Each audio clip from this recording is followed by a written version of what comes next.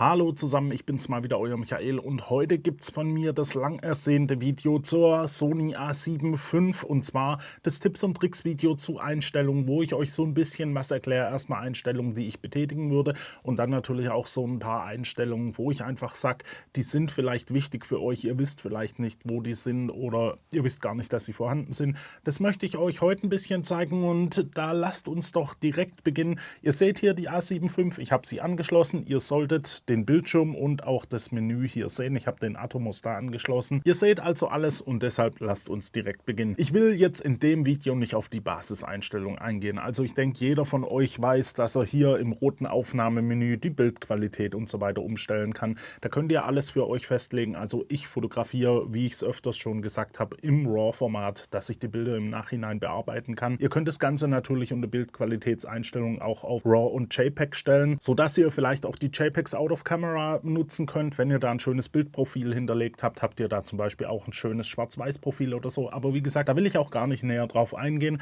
Es geht um speziellere Einstellungen. Und eine spezielle Einstellung für mich, beziehungsweise vielleicht für euch auch, ist zumindest mal die Auto-ISO. Also die Auto-ISO, welche euch die ISO-Empfindlichkeit automatisch regelt. Die könnt ihr fast in jedem Modus benutzen. Ich habe alle Einstellungen jetzt hier auf M vorgenommen. Also oben auf dem Modusrad bin ich hier auf M. Ich habe die volle manuelle Kontrolle, und für alle Menüpunkte solltet ihr das vielleicht auch so machen. Also wie gesagt, lasst uns mal mit der Auto-ISO beginnen. Die könnt ihr nämlich richtig fein konfigurieren. Geht dazu erstmal ins Menü. Im rosa Belichtungsmenü findet ihr auf der ersten Seite Belichtung auf Seite 16. Ihr seht es oben rechts immer eingeblendet. Findet ihr den Punkt ISO, ISO Auto. Wenn ihr hier drauf geht, könnt ihr jetzt die ISO einstellen, und ihr seht ISO Auto. Ihr könnt hier einen minimalen Wert festlegen und einen maximalen Wert. Und ihr seht, ich habe hier ISO 12800 festgelegt, weil das für mich so ein Wert ist, da komme ich noch klar, da ist das ISO-Rauschen noch völlig in Ordnung. Ihr könnt natürlich auch höhere Werte nehmen, weil heutzutage im Lightroom oder so, wenn ihr die RAWs bearbeitet, da könnt ihr so gut entrauschen, dass ihr da auch mit 25.600 oder so kein Problem hättet. Wie gesagt, ich habe es bei mir hier auf 12.800 Maximum stehen, und ihr seht jetzt hier unten einen Punkt ISO Auto Min VS. Das heißt, ihr könnt dort noch eine minimale Verschlusszeit einstellen. Wenn ich hier oben jetzt mal auf eine Blendenpriorität gehe, dann seht ihr hier im Menü, habe ich jetzt die Auswahl und kann hier einstellen, ob das Ganze Faster, Fast, Standard oder so sein soll. Ich kann aber auch etwas weiter unten eine wirkliche Verschlusszeit festlegen. Und das ist dann wirklich die längste Verschlusszeit. Da müsst ihr ein bisschen aufpassen. Minimal ist eben dann die längste Verschlusszeit. Das heißt, wenn ich das Ganze hier auf 500 stelle, dann ist die längste Verschlusszeit eine 500stel Sekunde. Das heißt, alles darunter, eine Tausendstel, eine 2000stel Sekunde, wird dann verwendet. Das ist ein nicht ganz unwichtiger Punkt, wenn ihr mit Auto-ISO arbeitet und zum Beispiel Porträts oder sowas von Hunden, Kindern, was weiß ich was macht, die sich ein bisschen schneller bewegen. Da wollt ihr nämlich eine bestimmte Verschlusszeit, eine bestimmt kurze Verschlusszeit haben, dass eben nichts verwackelt. Könnt ihr hier alles einstellen. Ich lasse das Ganze jetzt mal auf Faster, weil ich das eigentlich immer für jeden Anwendungsfall spezifisch einstelle. Gehe hier zurück in den M-Modus. Also das war dann wirklich nur ein kurzer Punkt zur automatischen ISO-Einstellung. Als nächstes kommen wir zu einem Punkt, da habe ich sehr viele Nachfragen gehabt, und zwar der Pre-Capture-Modus, wie man den einstellt und natürlich, wie man den auch konfiguriert.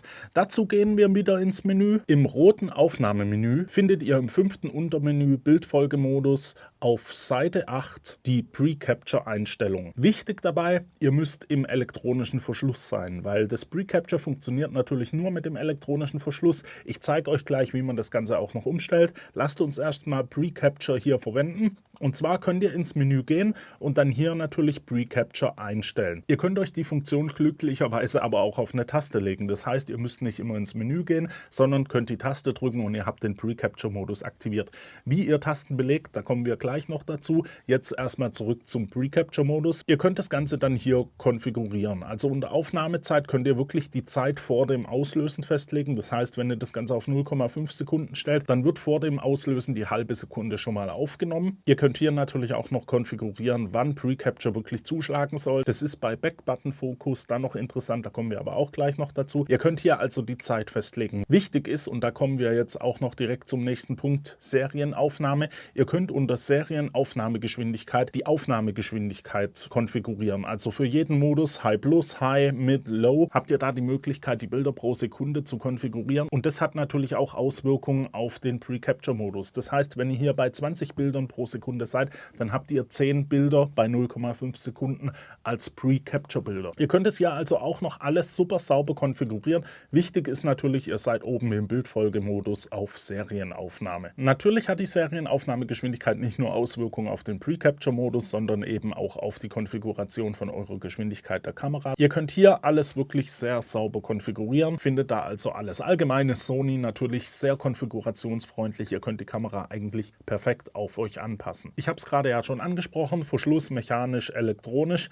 Da möchte ich euch zeigen, wo ihr das umstellen könnt und was das für Auswirkungen hat. Geht dazu wieder ins Aufnahmemenü. Unter dem Punkt 7 Verschluss lautlos findet ihr den Verschlusstyp und hier könnt ihr einstellen, mechanisch oder elektronisch. Jetzt müsst ihr beachten, das hat Vorteile und Nachteile. Beim mechanischen Verschluss habt ihr eine Begrenzung der FPS, das heißt, ihr könnt nur eine maximale Anzahl von Bildern pro Sekunde machen. Beim elektronischen Verschluss habt ihr die vollen 30 Bilder pro Sekunde, müsst aber aufgrund der Sensorgeschwindigkeit so ein bisschen mit Banding und Rolling Shutter rechnen. Wenn euch die beiden Dinge nicht sagen, Banding ist so ein bisschen das Flackern, die Balken im Bild bei Kunstlicht zum Beispiel. Rolling Shutter ist, wenn ihr ein Bild verzieht, dass zum Beispiel Laternenpfahle oder so leicht schräg erscheinen. Das hat mit der Sensorauslösegeschwindigkeit zu tun. Das könnt ihr auch mal googeln, was da dahinter steckt. Wichtig beim mechanischen Verschluss ist, ihr habt hier die Möglichkeit, den ersten elektronischen Verschlussvorhang zu nutzen. Jetzt hat dieser Punkt einen ganz großen Nachteil. Und zwar, wenn ihr sehr kurze Verschlusszeiten nutzt und ein sehr offenblendiges Objektiv hat, dann kann euch der Verschluss eure Bokehbällchen abschneiden. Das heißt, die sind nicht mehr rund, sondern die werden so ein bisschen abgeschnitten. Sieht nicht schön aus, deswegen würde ich persönlich den ersten elektronischen Verschlussvorhang immer deaktivieren, wenn man mit dem mechanischen Verschluss und offenblendigen Objektiven arbeitet. Oder ihr nutzt natürlich komplett den elektronischen Verschluss, dann habt ihr das Problem erstmal überhaupt gar nicht. Ihr findet das Ganze, wie gesagt, im roten Aufnahmemenü unter dem 7. Punkt Verschluss lautlos und könnt hier den Verschluss eben aktivieren, deaktivieren. Und wenn wir gerade beim Verschluss sind, dann hat die Kamera noch ein Feature, das hat positive und auch negative Nachteile. Und zwar, ihr könnt beim Ausschalten der Kamera den Verschluss schließen lassen. Das hat den Vorteil, ihr bekommt keinen Schmutz oder Dreck auf euren Sensor. Der Nachteil dabei ist aber, ihr müsst wirklich verdammt aufpassen, weil der Verschluss sehr filigran ist. Das heißt, wenn ihr da dagegen kommt, könnt ihr euch den beschädigen. Jetzt habt ihr, wie gesagt, den Vorteil, ihr könnt eben euren Sensor schützen vor Staub und Dreck, könnt dazu den Verschluss verwenden. Ich zeige euch mal, wie ihr das aktivieren könnt.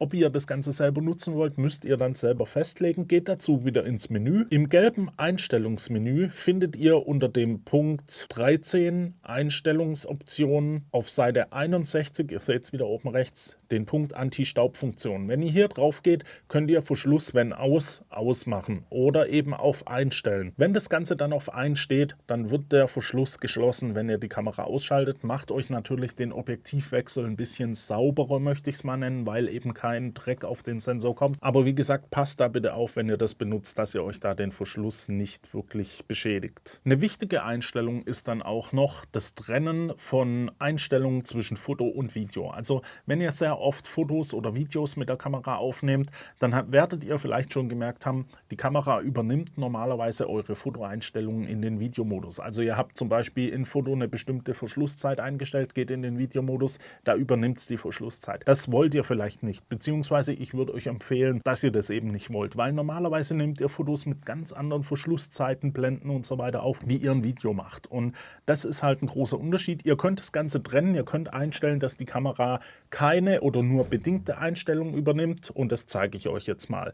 Geht da wieder ins Menü, im gelben Einstellungsmenü auf 3 Bedienungen anpassen, müsst ihr runterscrollen auf Seite 49 und findet hier den Punkt andere Einstellungen für Stills und Film. Und hier seht ihr jetzt schon die Anzeige, alles was mit einem Haken markiert ist, wird dann nicht übernommen und ihr seht es bei mir hier schon, ich habe einfach überall einen Haken gesetzt, weil ich möchte meinen Fotomodus wirklich korrekt vom Videomodus trennen. Ihr könnt hier also setzen, was ihr übernehmen wollt, beziehungsweise was ihr eben nicht übernehmen wollt, könnt das Ganze mit OK bestätigen und dann habt ihr eine saubere Trennung zwischen dem Foto- und Videomodus. Ihr kennt vielleicht das FN-Menü, also wenn wir hier im Kameraübersichtsmodus sind, ihr drückt die FN-Taste, geht hier dieses kleine Menü auf, wo ihr euch Schnelleinstellungen drauflegen könnt und das Menü könnt ihr ihr natürlich auch anpassen. Wie das geht, geht wieder auf Einstellungen. Auch hier im gelben Einstellungsmenü auf der Seite 3 Bedienung anpassen, findet ihr auf Seite 48 FN-Menü Einstellungen. Da könnt ihr das Ganze einstellen, einmal für die Aufnahme, also für Foto, Video und einmal für die Bildwiedergabe.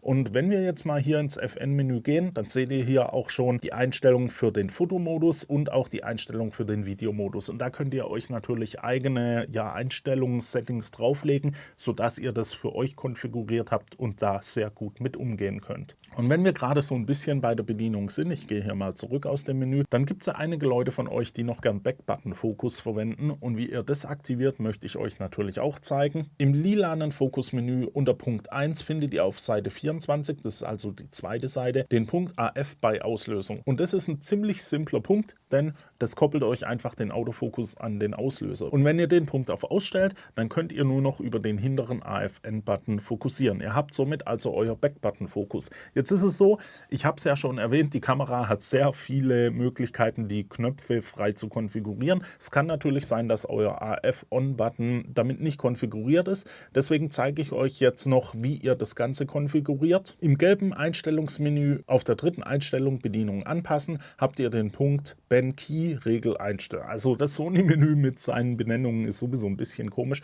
aber ihr habt hier auf jeden Fall den Punkt, wo ihr eure Knöpfe frei belegen könnt. Da gibt es einen kleinen Trick dazu, und zwar, ihr müsst euren Knopf nicht hier im Menü suchen, sondern wenn ihr jetzt hier im Menü seid, drückt einfach nur mal zum Beispiel den AF-On-Knopf. Und da seht ihr, er wird direkt ausgewählt. Das heißt, ihr habt den richtigen Knopf schon ausgewählt und könnt den jetzt hier frei belegen. Bei mir ist hier schon AF-Ein eingestellt, das ist standardmäßig auch da drauf. Das heißt, Backbutton-Fokus wäre jetzt ohne Probleme möglich. Ist halt für die Leute, die es nutzen wollen, wichtig. Bei mir ist es so, ja, ich arbeite ab und zu mal damit, aber eigentlich habe ich meinen Autofokus ganz normal auf dem Auslöser und dann passt alles für mich. Ein Vorteil von dieser freien Tastenbelegung ist, ihr könnt euch zum Beispiel auch die Motiverkennung auf eine Taste legen. Ihr wollt vielleicht nicht immer, dass die Kamera irgendwo ein Motiv erkennt. Das ist bei Sony auch so ein bisschen, ja, manchmal erkennt sie eben Motive, wo vielleicht kein Motiv da ist, und wenn ihr das umgehen wollt, dann legt euch die Motiverkennung einfach auf einen Knopf. Ich zeige euch, wie das geht. Geht hier wieder ins gelbe Einstellungsmenü beim dritten Punkt Bedienung anpassen auf die Einstellung der Tastenvergabe. Ihr seht auch hier im Menü, ihr könnt hier wechseln zwischen Foto- und Videomodus. Also ihr könnt es für jeden Modus hier auch frei konfigurieren. Ich mache das Ganze jetzt mal für den Fotomodus. Für den Videomodus ist es eigentlich genau dasselbe. Ihr geht hier wieder drauf, sagt zum Beispiel, ihr wollt die AEL-Taste nutzen. Das ist hier hinten direkt die erste Taste und ihr seht es hier auch schon bei mir. Ich habe hier Motiverkennung AF draufgelegt. Und da ist es einfach so,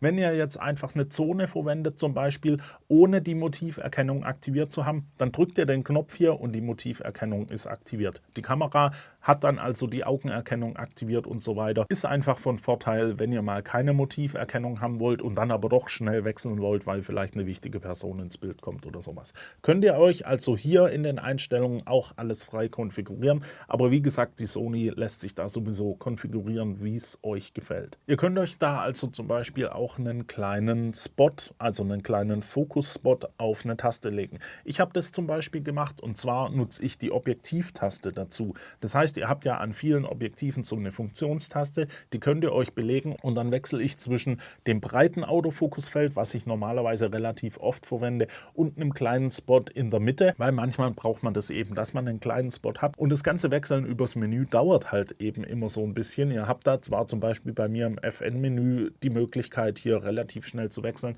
aber mit einem Tastendruck ist das Ganze natürlich viel einfacher. Geht dazu wieder in die Einstellung, wieder im gelben Einstellungsmenü unter 3 Bedienungen anpassen, kommt ihr in die Tastenkonfiguration, und wenn ihr jetzt am Objektiv hier die Taste drückt, dann seht ihr auf der Seite 4, habe ich hier schon den Punkt hinterlegt, und zwar ein registriertes AF-Feld umschalten. Da kann ich jetzt zwischen dem normalen AF-Feld und eben meinem registrierten AF-Feld hin und her schalten. Das hat den Vorteil, das registrierte AF-Feld könnt ihr euch auch noch an der Position beliebig belegen. Wie ihr ein AF-Feld konfiguriert bzw. registriert, zeige ich euch jetzt noch. Geht dazu ins rosa AF-Menü. Unter Punkt 2 Fokusfeld findet ihr den Punkt AF-Feld registrieren. Wenn ihr das Ganze auf einstellt, dann könnt ihr seht hier schon die Einblendung, ihr könnt ein AF-Feld konfigurieren, wie ihr wollt. Zum Beispiel stelle ich das Ganze jetzt hier auf ein kleines AF-Feld.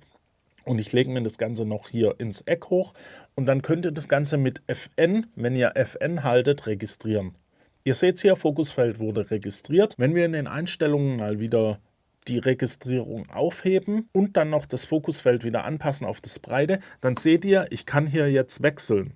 Mit dem Objektiv kann ich zwischen meinem Breitenfeld und dem einzelnen Spot wechseln. Das hat einfach den Vorteil, ihr könnt das sehr schnell auf einen beliebigen Fokuspunkt zugreifen. Ihr könnt ein registriertes AF-Feld dann auch wieder löschen. Dann ist das Ganze wieder aufgehoben. Und wenn wir gerade so ein bisschen beim Autofokus sind, dann kommen wir direkt zum nächsten Punkt. Im Menü habt ihr nämlich die Möglichkeit, im rosanen Fokusmenü im Punkt 3 bei der Motiverkennung eine Gesichtsregistrierung vorzunehmen. Das heißt, ihr könnt euch hier Gesichter registrieren, welche beim Autofokus priorisiert aufgenommen werden. Also die Kamera, die fokussiert dann auf das priorisierte, registrierte Gesicht. Das ist zum Beispiel bei Hochzeiten wichtig, wenn ihr da sehr viele Menschen habt und ihr wollt das Brautpaar zum Beispiel immer fokussiert haben, dann könnt ihr euch hier das Brautpaar drauflegen und dann hier unter registrierte Gesichtspriorisierung das Ganze aktivieren. Das macht euch einfach gerade bei Hochzeiten oder bei Bildern von großen Gruppen das Ganze sehr viel einfacher, die richtigen Personen zu fokussieren. Was auch noch so ein wichtiger Punkt ist, was ich ja in letzter Zeit gemerkt habe, weil ich ein bisschen Wildlife fotografiert habe, ihr habt ja hier die Erkennungsziele im Fokusmenü. Also im rosa Fokusmenü unter Punkt 3 Motiverkennung habt ihr hier Erkennungsziel Auto. Im Automodus wechselt die Kamera ja da wirklich zwischen Menschen, Tieren und so weiter völlig wahllos hin und her, möchte ich es mal sagen.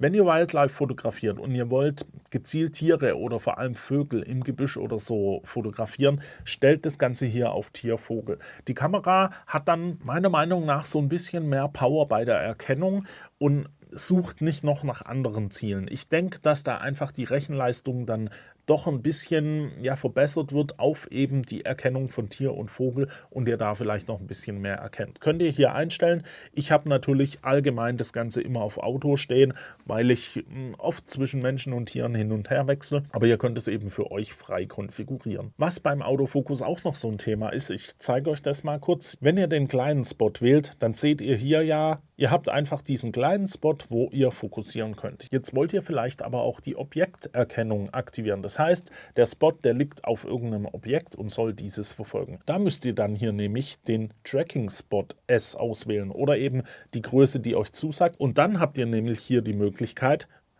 ihr seht es hier schon, der Spot verfolgt dann wirklich euer Objekt. Also da ist es ganz egal, ob ein Motiv oder sowas erkannt wird. Ihr könnt es hier dann konfigurieren. Wichtig, ihr müsst hier eben den Tracking Spot S wählen und nicht nur den normalen Spot. Da habt ihr dann eure Objekterkennung. Was euch vielleicht auch schon aufgefallen ist, ihr könnt den Fokuspunkt bis zum Rand vom Bild verschieben, dann bleibt es da stehen. Ihr könnt das Ganze aber auch einstellen, dass der zirkuliert. Das heißt, ihr seht es jetzt hier im Bild, ich kann links rüber gehen und er taucht dann rechts wieder auf. Das Ganze könnt ihr konfigurieren. So lässt sich vielleicht für den einen oder anderen der Fokuspunkt einfach ein bisschen schneller anpassen, dahin setzen, wo ihr denn wollt. Geht dazu ins Menü, im lila Fokusmenü unter Punkt 2 Fokusfeld auf Seite 26 den Punkt Zirkulieren des Fokuspunktes. Und ihr habt es ja hier gerade schon im Video gesehen, bei mir ist das aktiviert. Standardmäßig ist es nicht aktiviert. Hier könnt ihr das Ganze aktivieren, dass ihr eben zirkulieren könnt, also zu jeder Seite aus dem Bild rausgehen könnt und das Ganze eben auf der gegenüberliegenden Seite dann wieder rauskommt. Was vielleicht für den einen oder anderen auch noch ein wichtiger Punkt ist, ist das AF-Hilfslicht. Das könnt ihr auch deaktivieren, das wollt ihr vielleicht manchmal irgendwie nicht haben.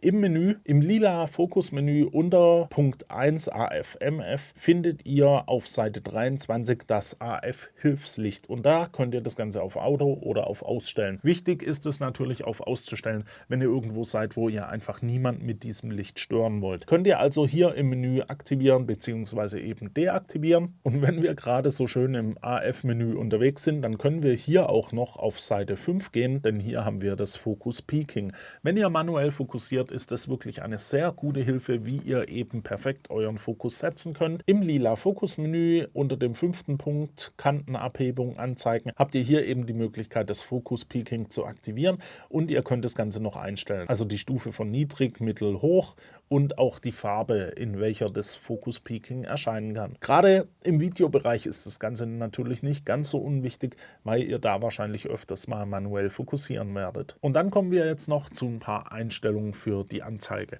Gerade den Sucher könnt ihr euch zum Beispiel konfigurieren, dass der eben in der höchsten Qualität mit den vollen Bildern pro Sekunden wiedergegeben wird. Das ist wichtig. Ihr wollt vielleicht ein ruckelfreies Bild in der höchsten Qualität, gerade für Wildlife oder wenn ihr Tiere verfolgt, wenn ihr etwas schnell verfolgt. Das könnt ihr im Menü einstellen. Geht dazu aufs gelbe Einstellungsmenü. Unter Punkt 7 Sucher Monitor habt ihr hier die Anzeigequalität hoch und die Sucherbildfrequenz. Jetzt ist es, weil ich hier gerade den HDMI nutze, alles ein bisschen ausgegraut. Ihr seht das Ganze, wenn ihr kein HDMI aktiviert habt, dann könnt ihr hier beides auf hoch setzen und habt dann eben die volle Bildfrequenz vom Sucher zusammen mit der höchsten Qualität, die er euch bieten kann. Wichtig, ihr habt dann natürlich ein flüssigeres Bild in bester Qualität. Das Ganze geht aber auf den Akkuverbrauch. Also da habt ihr schon ein bisschen mehr Akkuverbrauch. Jetzt ist der Akku bei der Kamera eigentlich so gut, dass ihr euch da nicht unbedingt Gedanken drüber machen müsstet, aber ich will es halt mal gesagt haben. Als nächstes kommen wir zu Gitterlinien. Gitterlinien sind ja sehr hilfreich und ihr seht es auch bei mir hier im Bild, ich habe die aktiviert. Standardmäßig sind die nicht aktiviert. Wo ihr die findet, geht da wieder ins Menü. Im roten Aufnahmemenü unter dem 10. Punkt Aufnahmeanzeige findet ihr Gitterlinienanzeige. Hier könnt ihr die Gitterlinienanzeige erstmal aktivieren und unter Gitterlinientyp habt ihr hier die Möglichkeit, verschiedene Raster auszuwählen. Ich bin ein Fan vom 3x3 Raster, aber das könnt ihr ja für euch konfigurieren. Unter dem 11. Punkt habt ihr noch die Möglichkeit, die Markierungsanzeige für Formatmarkierungen zu aktivieren. Ihr könnt euch hier verschiedene Formatmarkierungen auswählen. Wenn ihr öfter in Social Media oder so unterwegs seid, dann habt ihr hier eben die Möglichkeit, das Ganze zum Beispiel auf 5:4 zu stellen. Die wird euch dann auf dem Bildschirm eingeblendet, sodass ihr das Bild perfekt ausrichten könnt. Und wenn wir gerade so ein bisschen in der Anzeige unterwegs sind, dann könnt ihr das hier auf dem Bildschirm beobachten. Wenn ich die Kamera drehe, werden die ganzen Infos auch gedreht. Das will man jetzt vielleicht nicht immer haben, vor allem wenn man die Kamera öfters schnell hin und her dreht, kann das auch ein bisschen störend sein und das könnt ihr natürlich auch deaktivieren. Geht da ins Einstellungsmenü. Unter Punkt 7 Sucher Monitor habt ihr hier die Möglichkeit, auf Seite 54 die vertikale Anzeige aktivieren oder deaktivieren zu können. Das heißt, wenn ihr das Ganze auf Ausstellt, dann dreht sich die Anzeige eben nicht mehr. Ich bin auch so ein Fan davon, das eigentlich öfter mal auf Auszustellen, weil es manchmal sehr ablenkend sein kann, möchte ich mal sagen, wenn ihr öfters zwischen horizontal und vertikal hin und her wechselt. Wie gesagt, ihr findet es hier im Einstellungsmenü und könnt es für euch konfigurieren. Im selben Menü unter dem 8. Punkt finden wir dann noch die Anzeigeoption Bildkontrolle. Das heißt, wenn ihr ein Bild geschossen habt, kommt automatisch die Bildwiedergabe und zeigt euch das Bild an. Ihr könnt es hier auf Seite 55 aktivieren. Ihr könnt da eine Zeit einstellen, 2, 5 oder 10 Sekunden oder eben auch auf Aus. Ist für den einen oder anderen vielleicht wichtig, dass es automatisch hochkommt. Standardmäßig ist es nämlich auch deaktiviert. Bei der Bildkontrolle selbst, bei der Bildwiedergabe habt ihr dann auch noch die Möglichkeit, euch einen Fokuspunkt anzeigen zu lassen. Also wirklich den Fokuspunkt, den die Kamera genutzt hat, um eben das Bild scharf zu stellen.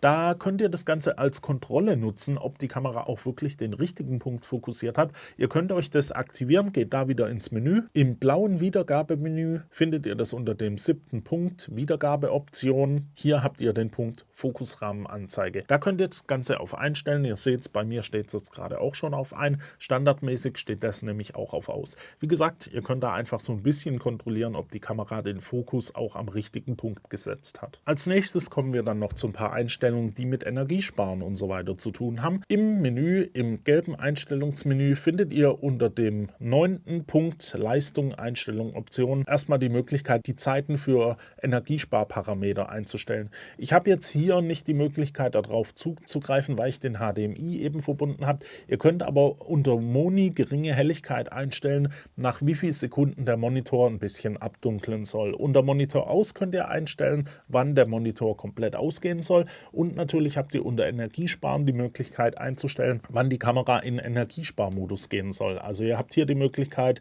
das Ganze von Sekunden auf Minuten zu stellen oder eben auch komplett auf aus. Ich habe das hier auf 30 Minuten stehen, weil ich eben nicht will, dass die Kamera hier ausgeht, wenn ich euch das Video hier gerade zeige. Ein sehr wichtiger Punkt ist hier dann auch noch die automatische Austemperatur. Und zwar, wann die Kamera wegen Überhitzung abschalten soll. Die Kamera wird irgendwann vermutlich abschalten, vor allem wenn ihr damit filmt.